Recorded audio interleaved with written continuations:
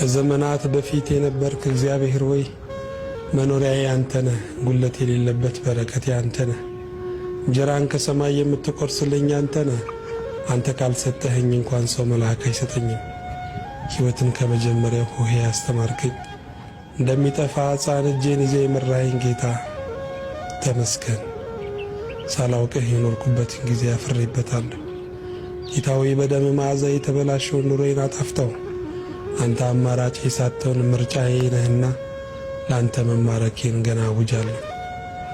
የዓለም ሁሉ በረከት የውስጥ ረሃቤን የማይሞላ፣ የዓለም ሁሉ ምርምር የመንፈሴን ጥያቄ የማያረካ፣ የሰራዊትን ብዛት የብቸኝነቴን ብርዴን የማያሞቅ ሆኖብኛልና ጌታዬ ጉዳዬ አንተ ብቻ ያለው በለኝ።